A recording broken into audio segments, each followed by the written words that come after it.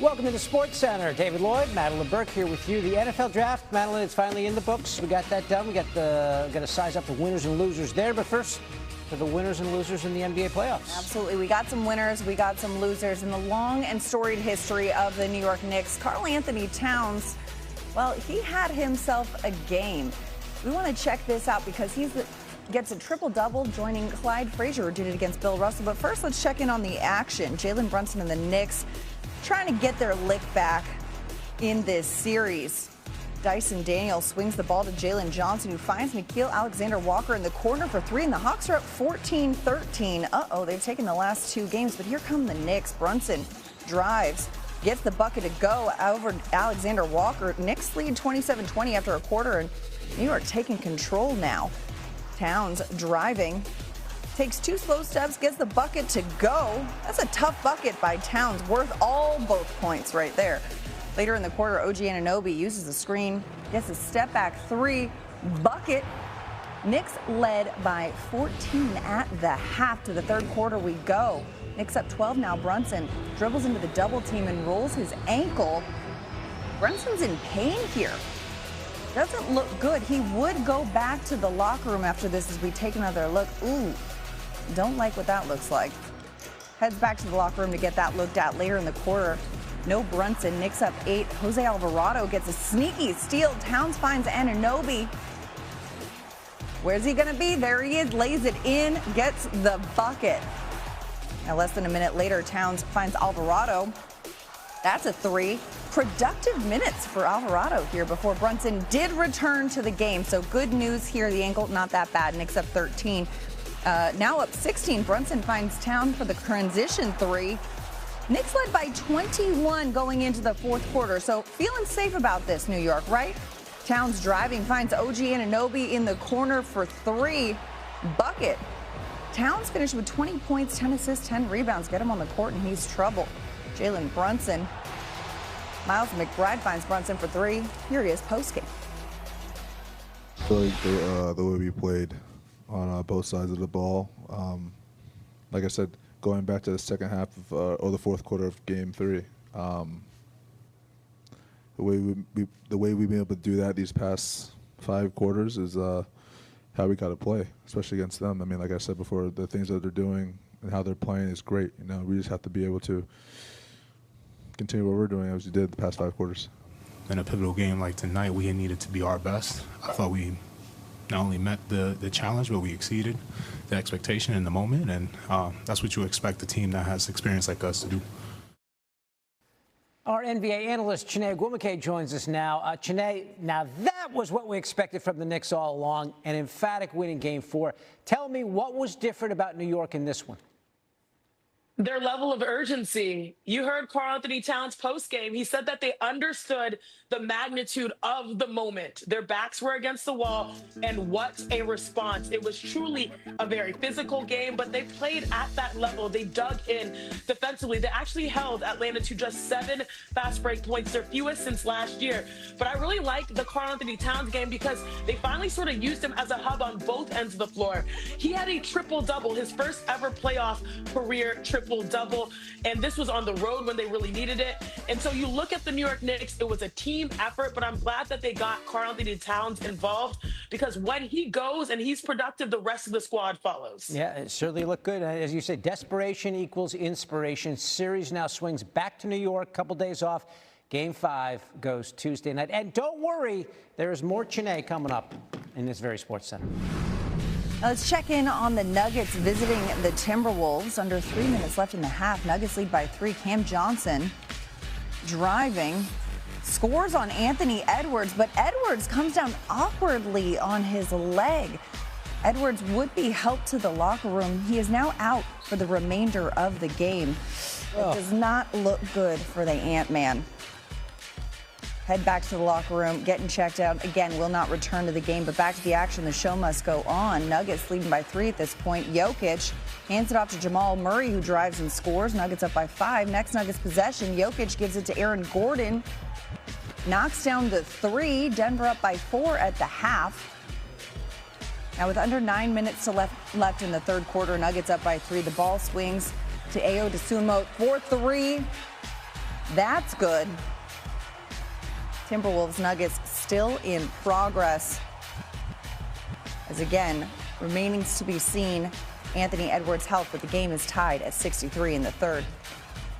Pistons and Magic, which does not look at all like a 1 versus 8 series. 1-1 coming into today's action. Paulo Banchero and company back home in Orlando.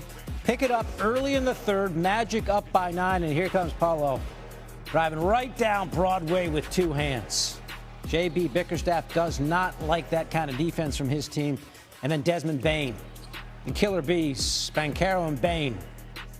Bane had 25, 7 threes in this one. Magic up 8 going into the fourth. Banchero driving and crunching again. Magic led by 17 at one point, but the Pistons would show their mettle and they would roar back. They cut it to 11. Cade Cunningham. Drive through contact, gets that to go and 1. Under 4 to go. Pistons cut it to 6. Cunningham finding Tobias Harris. That guy was cooking. He had 23. Pistons cut it to 3. Next Magic possession. Banchero drives. Jalen Duren meets him at the rim. And then the Pistons moving down court. Cunningham bringing it up.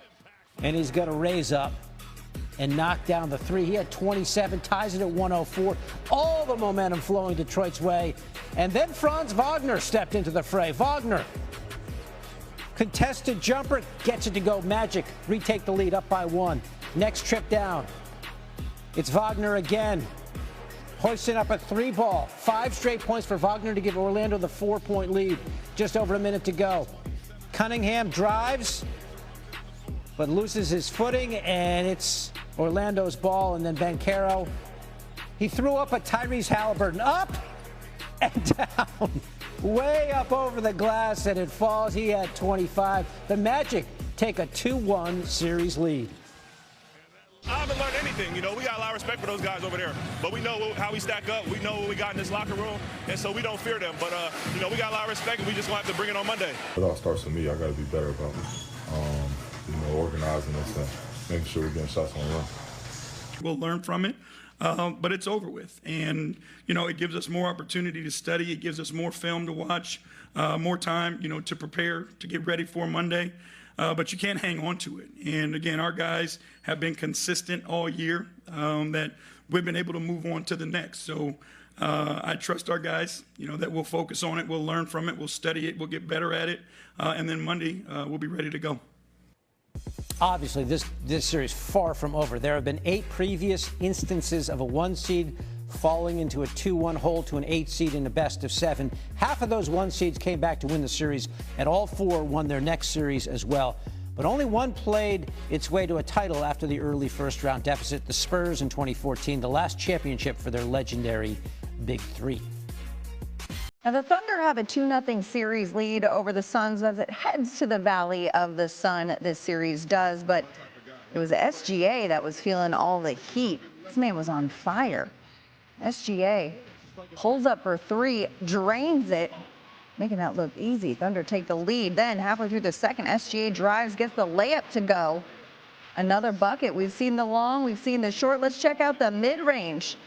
Midi, count it. SGA can't miss. That man is on fire late in the first half. SGA drives, pulls up for the jumper.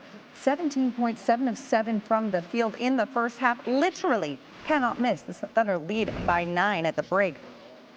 Early in the third, Devin Booker trips over Lou Dort trying to cut back Dort. Dort's leg just catching Booker, but here's what Booker had to say about the play here. I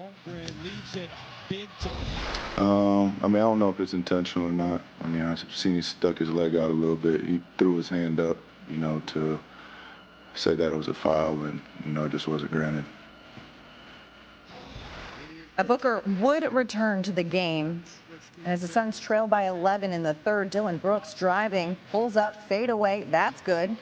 Brooks had 33 and 7. The Suns now down by 9. A couple minutes later, Brooks driving, finds Booker in the corner. 4-3. He's all right. 16 and 7. Suns climbing back, trailing 87-79 into the fourth. Could they make this a game? SGA has something to say about that. This man can't stop, won't stop. Thunder up 13 at this point. Yeah. SGA now strips Booker, larceny right there. Finishes with an emphatic slam, 42 points, a playoff career high. Here's SGA after the game. Regardless of who's out there, I get to go out there and play my game. That's just like the role I have on this team. And my coaches and teammates do a really good job of like letting me be in my space. And now with our second ball handler out, naturally the end of the shot clock plays and naturally the start of possessions the ball's gonna be in my hands more, just naturally without Dub out there. So it's a little bit more opportunity. But regardless with that opportunity, I try not to like press more or press less, just like let the game tell me what to do. And usually works pretty well. I don't think we saw anything different tonight than we normally do. Except he was 15 for 18, so.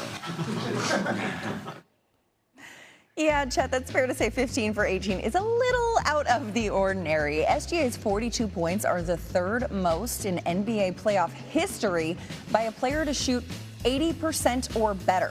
The only guys with more are Dirk and Devin Booker. Shea was 14 for 15 from inside the arc in this one, something no player in the playoffs has ever done. That's a first. That's the reigning MVP right there, D. Lloyd. Oh, he's playing well. Thunder going good. And they're up 3-0 in the series. Yeah. Much more Sports Center. Sorry. Go team. You More Sports send Center us a break. coming your way. Okay. It's a team effort, you know. Yeah, we got to figure it out.